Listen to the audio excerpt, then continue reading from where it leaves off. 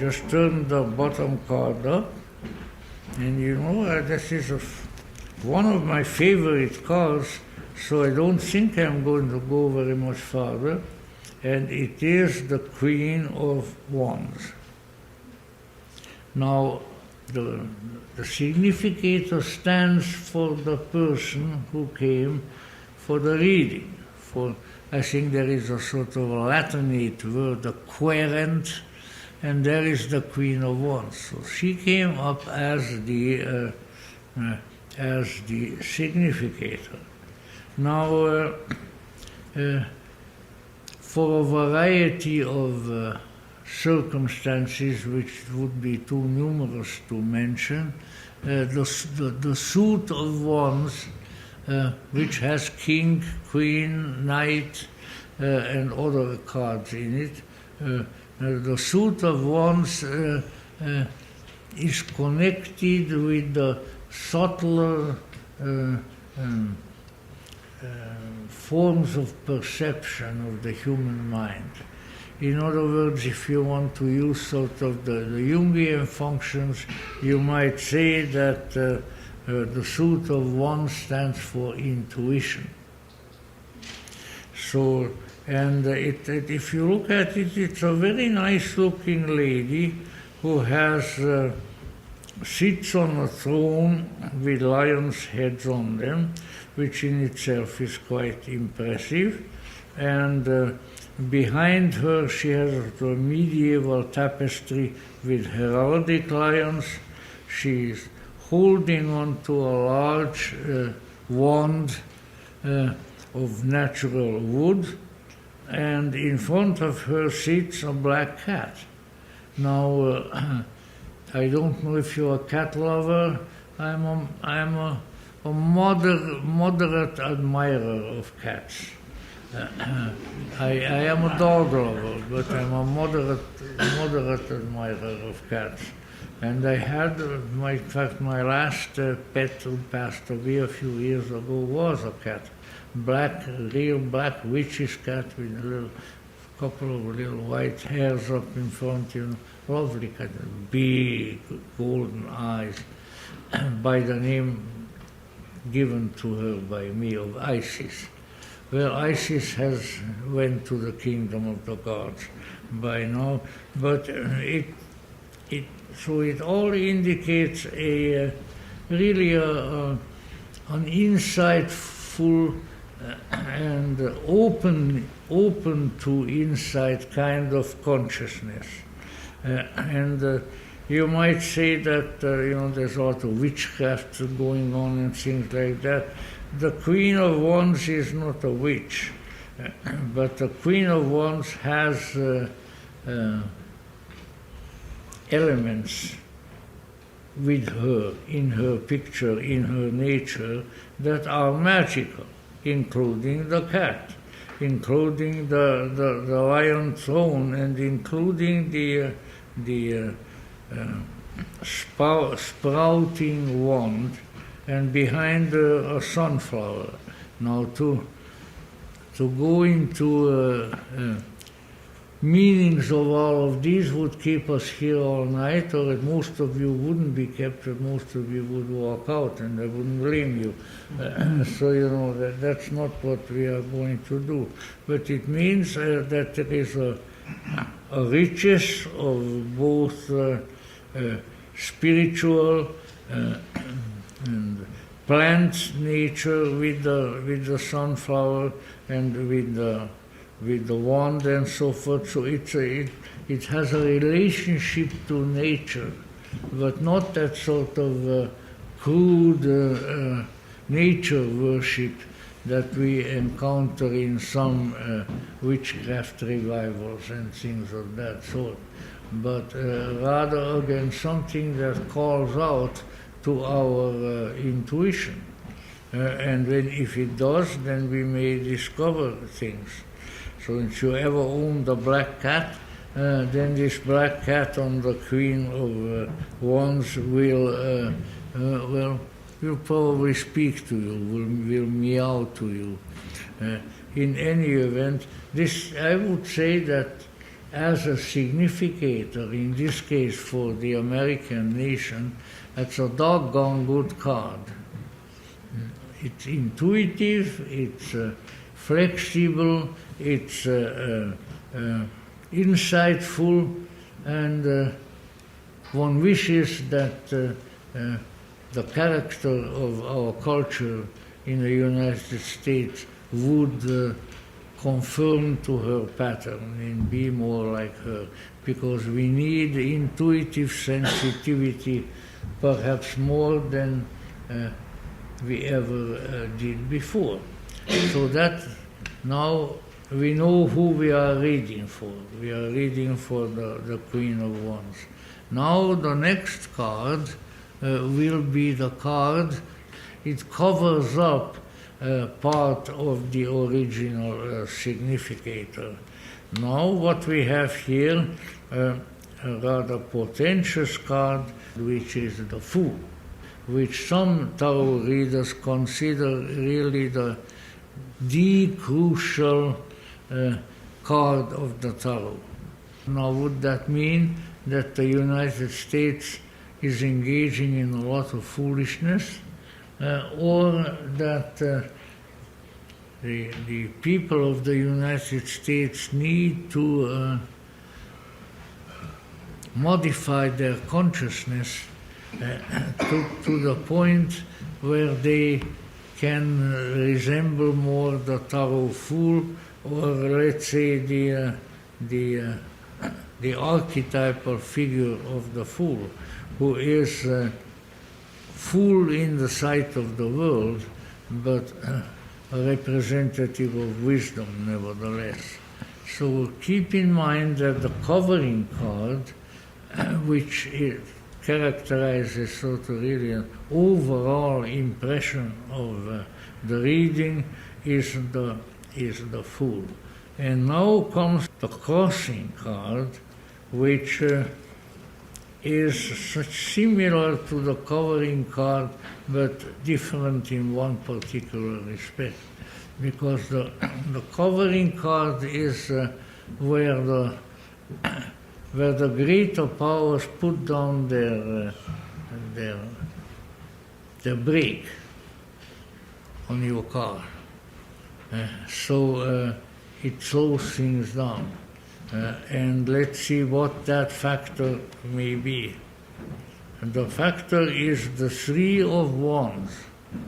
You see, there's two things that you have to learn.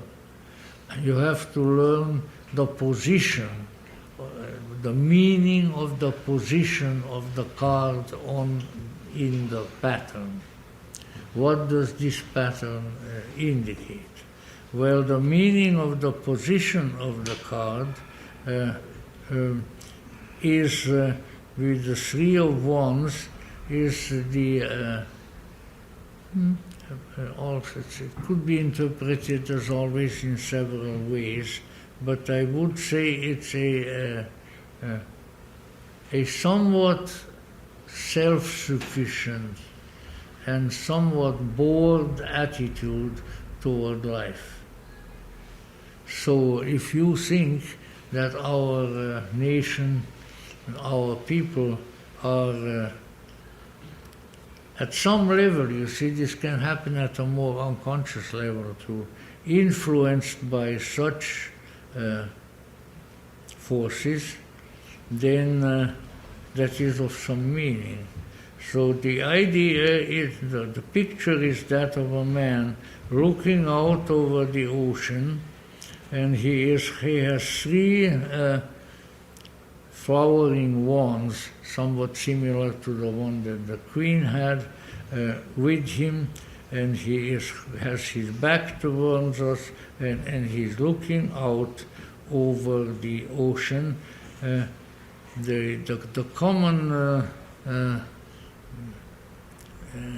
common description often is that he's looking for his ship to come in. Well, I would say that is not a bad idea describing the American people. The American people, I lived among them now for many decades, the American people are people of expectation. Whatever they do, they go to school, they go to a new company for work, they go into the armed forces, they, heaven forbid, they become members of Congress, but the expectation is always there that they are going to find something new. And as we all know from our own lives, that is often a vain expectation. And sometimes what looks to us like it's going to be really a new, enlivening, fresh, wonderful experience turns out to be the very opposite of the same. So what it means is we're really looking for something to come in on the ocean of life. But let us be cautious and discriminating and intuitive while making that on a conversation. But again, it's not a bad card, because there is no bad card in the tarot, because any one of them might mean insight and important things. But that is the Three of Wands, and also it is of the same suit as the significator. So that is also important. Now we go on, as we are at that point, we go to the next card, and that is the card of the past. Sometimes of the, in my experience, of the more distant past, because there's others coming up that are more recent. But it has to do with the past of the individual you are reading for, and in this case we are not dealing with an individual, but with the entire country. It would deal with the past of the country. This is the card Judgment, another major arcanum, which has an interesting image, because on it we find unable, presumably the angel Gabriel, the messenger, blowing a horn in the sky, and out of receptacles, which probably are coffins, all over the place, we feel people rising. So it's like the dead are called to life by the angel. Now, this is, and it's also a major arcanum, so it carries a certain weight. Now, once again, two things we have to consider. The place that is occupied in the Celtic spread by this card, and then the meaning of the card itself. That's what it. So the place occupied is what? It is the past. When related to some other cards, it often appears as the more distant past. So let us say, not the last 25 years or something like that, but, I don't know, go back, Civil War, go back to the American Revolution, go back to the Founding Fathers, things of that sort. So we are motivated and drawn forward by something that might be pictured by the tarot judgment. So what could that mean? In my humble interpretation, that would mean that once the United States of America was looked upon itself, the people in it looked upon themselves as a new beginning, a resurrection, a coming forth from relative death. Now you can interpret that historically any way you wish, but let's say I remember when America was considered in Europe, like in my country, the land of possibilities, the land of new things, a really exciting place. Well, when I came here, I can't claim that I have not been excited, but was it always a good excitement? I'm not going to confess that to you. But let's say anyway, it was so. The United States was the land of expectations, where the old could be revived, the old could rise from the tomb at the call of the angel. Now, the individual application of that is up to you. I would have my historical interpretation, whereby the expectations connected with the founding of the American Republic and so forth, and which continued for quite a while, had been in the nature of resurrecting good things. That's why the founding fathers were all such historians, poets, literary people, because they wanted to resurrect on American soil, in this new world, certain qualities which they felt were very important.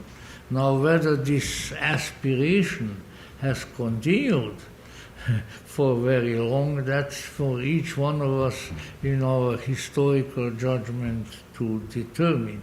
But it's a very good card, and I would say if this were a personal reading for me, I would be pretty happy to have it at that point. Okay. And what we have there is the Five of Wands. Again, a wand, and I could ascribe to that the largely intuitive psyche of the American people, because whatever the faults of the American people can be delineated, among their virtues is definitely an intuitive factor. So now, what does that mean? I think it would mean that this is an existential condition within which we find ourselves at the present time. Look what happened, for instance, with this last election and some of the local elections before that. I mean, as I say, I've been here in the United States since 1952, and I have never experienced such rancorous excitement, suspicion directed against each other, and other unpleasant characteristics throughout that history in this country. So what does that mean? That a conflictual element has risen, within which, hopefully not always physically, but with words and so forth, words written and spoken, we are beating up on each other. And I have only seen that kind of political rancor once in my life, which was in my early life in Hungary, and the Hungarians are known for that. One of their chief preoccupations is politics.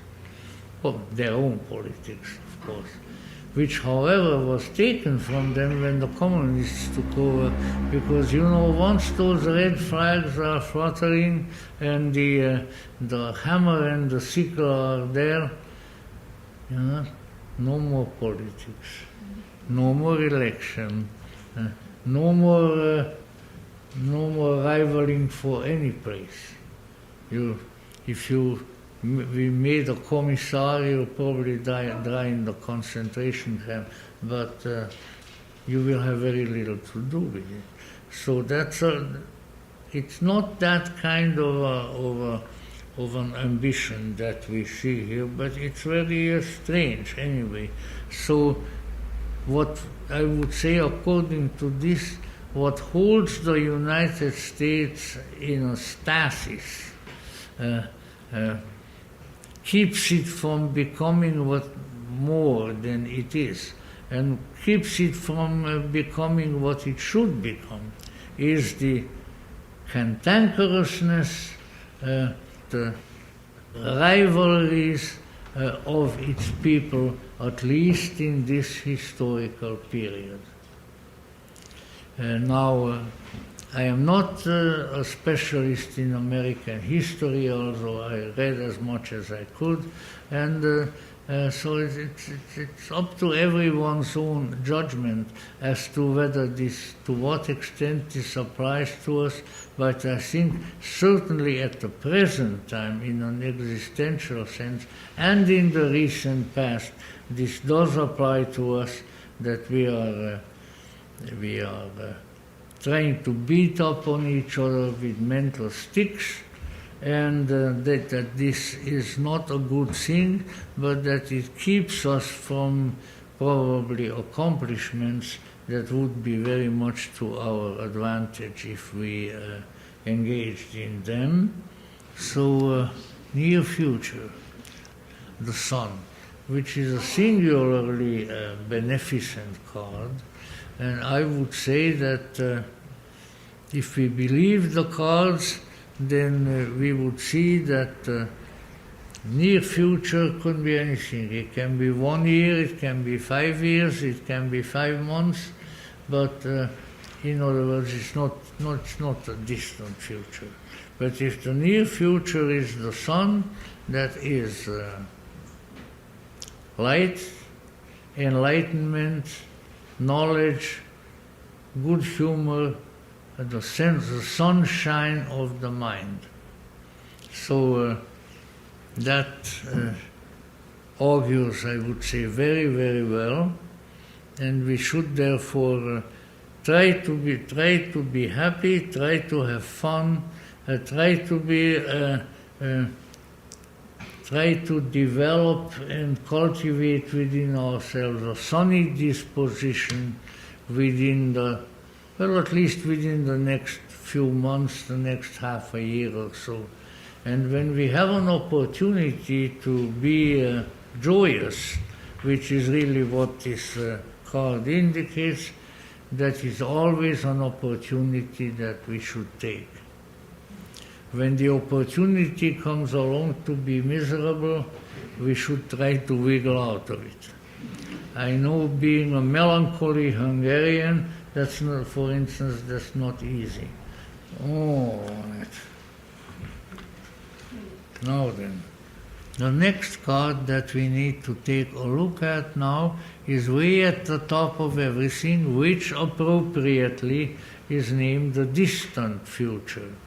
Well, once again, the near future could be tomorrow, and the distant future could be in February. So you don't have to stretch the time out too much, but the more distant future is characterized by the 8 of Pentacles. Now, Pentacles is usually associated with the element of earth, and thereby also with the working on concrete things. So here is a workman with a workman's apron sitting at his workbench and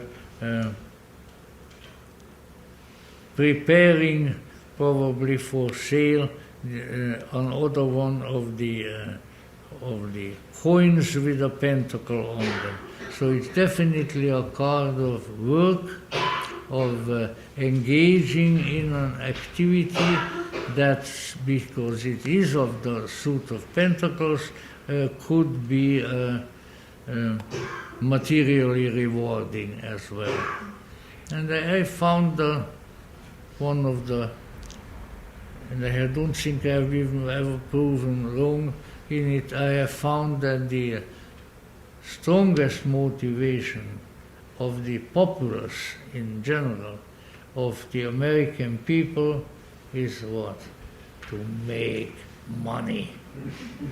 And I am not saying that in a derogatory way, because if I hadn't made a little money here and there, never lasting very long and so forth, but I wouldn't have gotten even as far as I've gotten, and it's not very far. So it's in order to function in this world, especially in our historical era, it wouldn't have been that way in the Middle Ages or the time of the Pilgrims or so, is money. And in other historical era, it might have been land. It might have been treasure, it might, and so forth. But at the present time, it is money. And so when we see that there in the more distant future, so it would mean that first with the past and the near future are very, very nice, and then it comes to the point that we have to pay for having a good time. Joe the bartender is not going to give us any more drinks unless we pay him. And so here he is, this individual, who is thus oriented because he likes making money, working so that he will have the money with the Eight of Pentacles. I think a useful and potentially a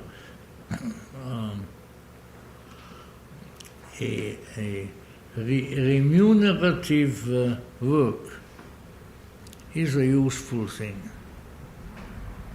And I think it should be kept in mind. I've tried both, believe me. I was born into a landowning family in a virtually feudal economy, and we owned a great deal of land, and then came the Russians and was all taken away. So let's say I know plenty, and I know poverty.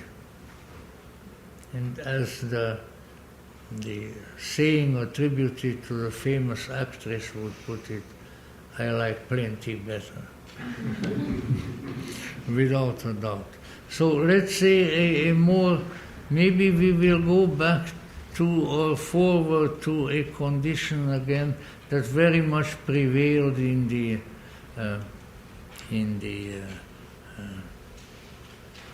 Industrial Revolution. The United States was the country of the Industrial Revolution. This was the land of industry, the land of commerce, even though Napoleon, that nasty Frenchman, already insulted the British by calling them a people of shopkeepers. Well, you know what? If the shopkeeper has a good time and makes a lot of money, I would rather be a shopkeeper than something else. So, in any event, that is incidental, but I think so. An active mythos of work and commerce and industry and making money and things of that sort may be coming in the more distant future. Then we'll go on now to and people have theorized, as to what the difference is between that bunch of cards and this bunch of cards. Well, I leave that up to you to judge, because each person will have a different evaluation of the function of these cards.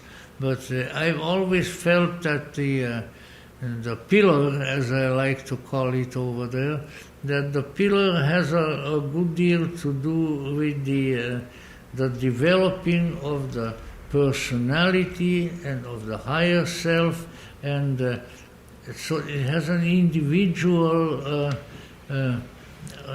individual and more interior meaning that can be attached to it.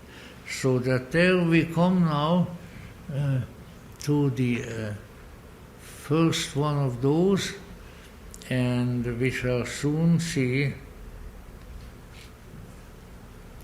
how these various factors here, which could really be, among others, constituted some of the principal building blocks of the American psyche, how they are going to be functioning in the future. So the unconscious, you might say the underlying psychic unconscious, also having to do with the you see, before we see, yes, there is activity, there is work, there is making money, but this one is a 10 of cups, which is, like all cups, a very feeling-toned card, and all you have to do is just look at it and you'll see that it is a very joyous card. So, and then, after all, what was the great word used even at the time of the founding fathers and subsequently the reason for this kind of a country? The pursuit of happiness. Mm-hmm. So you know what? Money in itself doesn't make you happy. I have known a few very miserable, unhappy, rich people. In fact, there was a Hungarian novelist, a very good one, Michael Jókai, who in the 19th century novel wrote one novel which he said the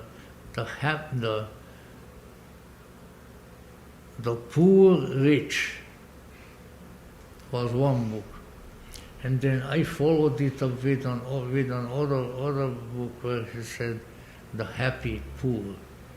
So it was just sort of two social classes, and that happiness and unhappiness are not inevitably bound up with money and things of that sort. And the reason that I'm bringing that up is because the card that we have pulled for this being the 10 of cups, which you see there, is a card of joy and jubilation. Here is family, the children and the parents, all the cups are above. Well, in each one of those cups there is a good deal of champagne, then I can see why they are going to be happy. As you see, I'm not an opponent of such things, but anyway, it's definitely a card of joy and of enjoyment. So it would seem that underneath it all, with all our desire for riches, with our desire for power, with our desire for the internet or whatever, what we really, really deep down want to be and do is happy. And now, of course, that could lead a series of lectures on Friday night here, which I'm not going to give, as to how can one lead a life which is so very largely dedicated to happiness. Well, then the first thing that you would have to do is define happiness. And that's a pretty doggone big task right away. But no doubt this might indicate to us that we and our people should realize that at a certain psychological stratum of our being, we need more happiness. We need to be more joyous. And I can see no greater enemy of that joyous condition than political arguments. So take that to Washington. They'll send you back with it. But in any event, so the desire for happiness and the trying to lead our lives in a happy fashion is definitely there, and it's what we need to remember, if we wish, that this column of this being the foundation and the lowest rung, this column, in my experience, maybe others have another one. In my experience, this column is the column of the individual. Some of the others that we looked at can be more easily interpreted in a collective way, but this is an individual one. So as individuals, we have to keep in mind that along with a lot of other things perhaps, but we do want to be happy. And that it's legitimate to pursue that. You know, we have to remember that among various other forms of ancestry in this country, we also have a substrate, very early substratum of the dear old Puritans, who were the biggest bunch of historical sourpusses in God's creation, you know. So maybe we got to get really away from that Puritan background, wherein I think Alan Watts got this definition from somewhere that to the Puritan, let's see how did he do it, to the Puritan, all ice cream was invented by the devil because it tastes so good. Not a bad little simile. It's a primitive psychological notion, but it exists. It existed for a long time, and in many ways it is still with us. It disguises itself in various ways, but it's still there. And that is why you find people, let's say, not enjoying themselves, not being happy, not valuing even happiness. I knew somebody, some old gentleman of, I think, Mormon background, was quoted to me as saying, selfish, what you want is selfish personal happiness. Well, dear gentlemen, what other happiness is there if it's not personal? I mean, you are either happy or you are not. Now, there can be various things that will accede to your happiness, or to your unhappiness, for that matter. But in any event, this is the card of satisfaction and happiness, and it's right at the base of the column of the American individual, the American psyche, and that I think is a very interesting circumstance. Okay, we'll go on to the next one. So I have a card here which is the Six of Cups. So it appears like a childish sort of a card because we have two children, a smaller one and a larger one, countryside, a lot of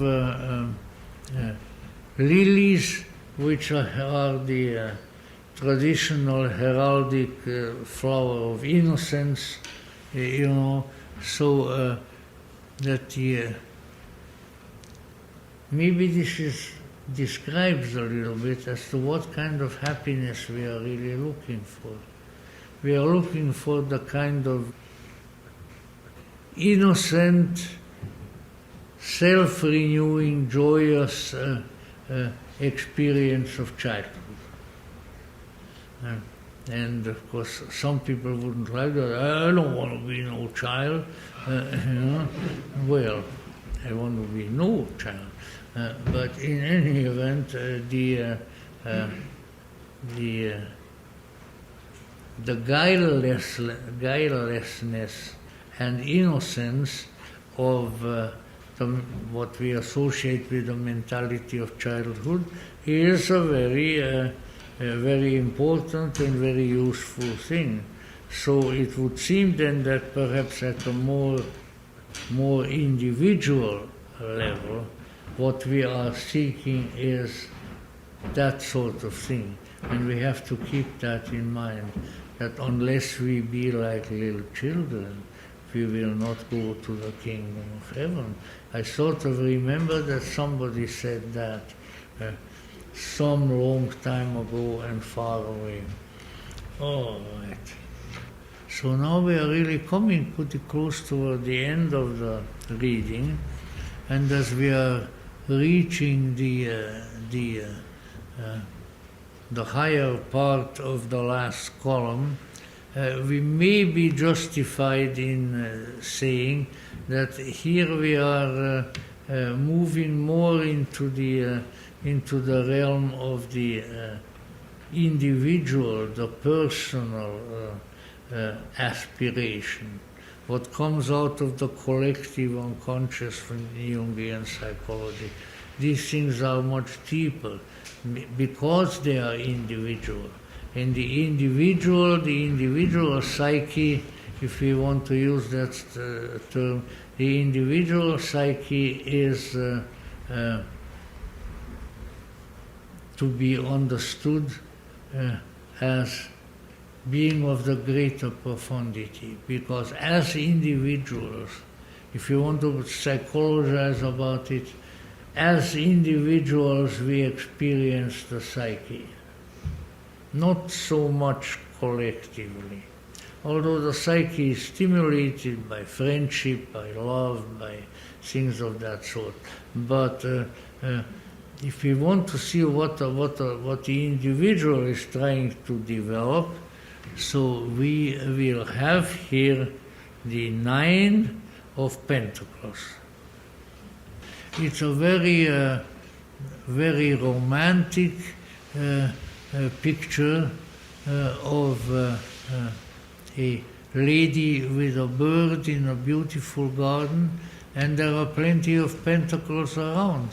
So, but I would say that this is a little more spiritualized and psychologically charged than some of the earlier ones, especially with pentacles, because her riches is beauty. She's in a beautiful place, in a beautiful garden. From what one can tell under the great big heavy brocaded robe, I think she's pretty beautiful herself, but we can only see her neck and her face, and the pentacles are right behind her, because this all no doubt requires a price. And the bird in her hand is, I think, shows a relationship with the animal kingdom, particularly with the flying creatures, because we need to remember, sometimes it's good to know a little mythology, that birds of all kinds, particularly eagles, the bird of Jupiter or so, but birds of all kinds were associated with spirits, angels. That's why the angels, the Christian angels, maybe Jewish angels too, they will give you a good borscht or something like that. I must be slightly hungry tonight. But in any event, So what she has a relationship to the messengers who go back and forth between heaven and earth, who are the birds. And in a spiritual sense, of course, also let's say the flying spirits. And it is generally a very harmonious, lovely picture, a picture of where the contentment has a definite aesthetic quality. Because, there are people who are content when they had a good meal, and I hope we are to some extent. There are people who are content with other physical things, but this kind of a person, like the Nine of Pentacles, devotes such wealth, such riches, such expanse as she has available to being in beautiful surroundings. And I think there is a great deal of need for that. Just walk even into what used to be downtown Hollywood. And with few exceptions, the buildings there are an inducement to a sick stomach. They are. Sorry, maybe the mayoress of Los Angeles, who is now fighting with the fire chief, that's why you should go into government, so you can fight with your colleagues. What a life, what a life. Excuse me. In any event, I think the aestheticization of wealth of the mind, wealth of the emotions, wealth of the physical, when it turns toward beauty and the admiration of beauty and the experience of the admiration of beauty is, you may find yourself looking at an art book with the kind of art in it that you like, or various other objects, and your excitement of beauty, your appreciation of beauty, your cultivation of beauty that now occurs within yourself is thereby stimulated. And this, I think, is an indication of the need and possibly the likelihood of our people to develop a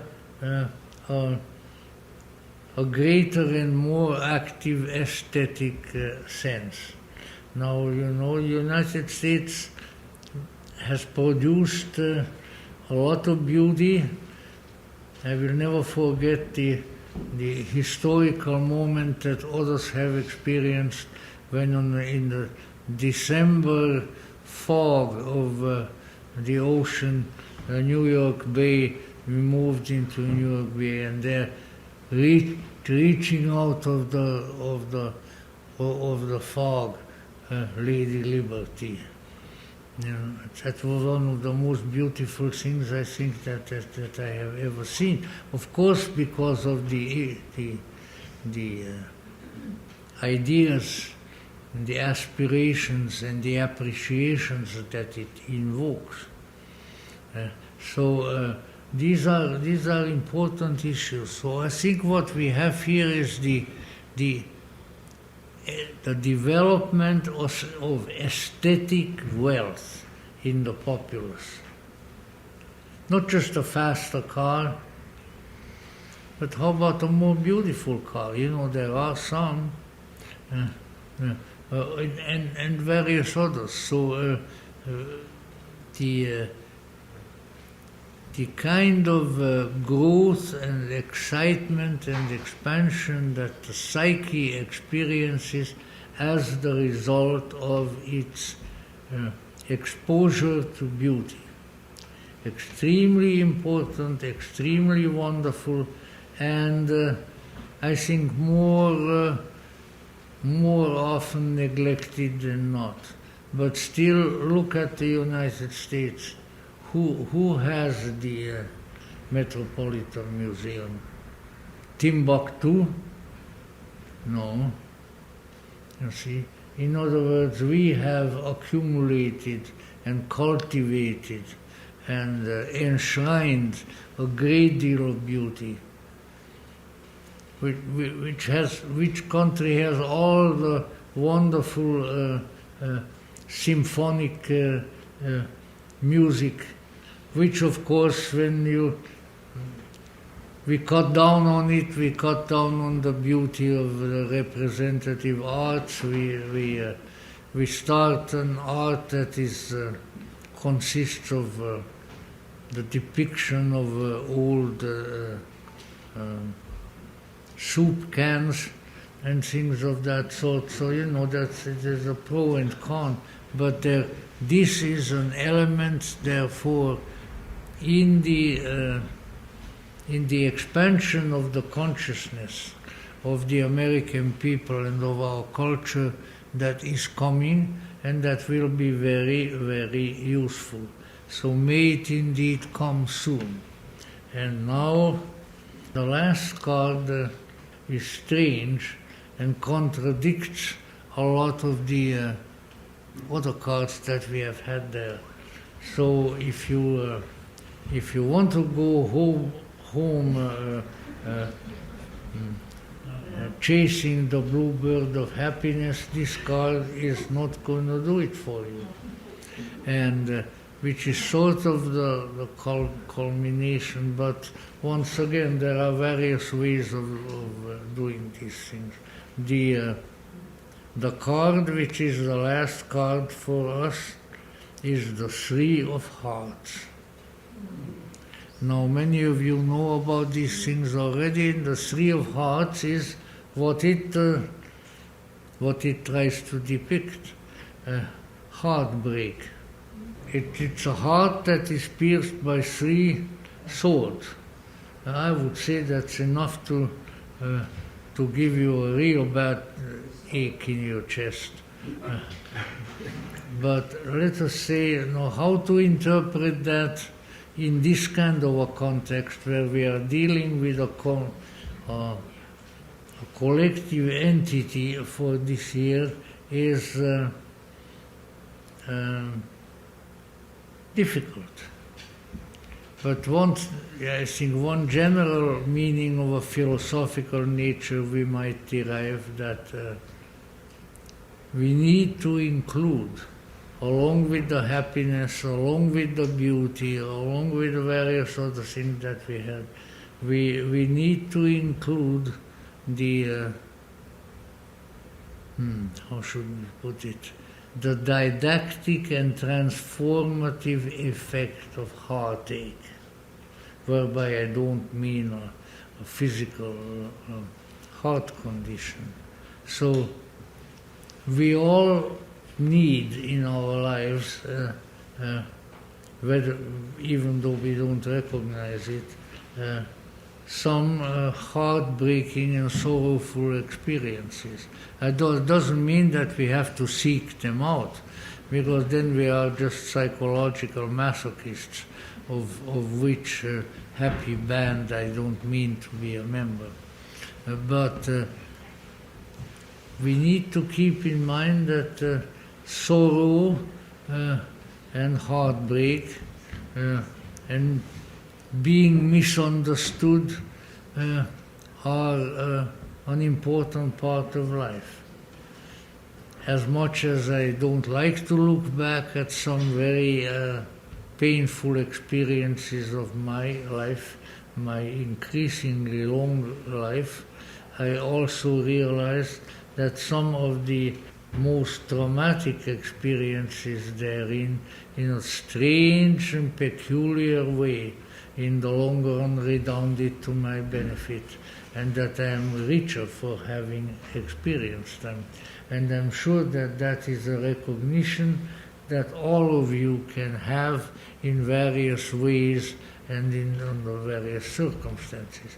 So what we see is a polyglot, a mishmash, a chessboard of strange things. But on the whole, I would say it also indicates a good, a basically good development in our culture. And I think that all the exclamations that I have heard on the radio and things in recent weeks and so of God bless America is something to which I can heartily concur. The more blessings descend upon this strange and self-contradictory and peculiar land and its people, the better it will be off, and the better the world will be off, the cosmos will be off, even God will be increased and made more powerful and more beneficent because of what the Americans can do, have already done, and with God's help they will do. Thank you very much.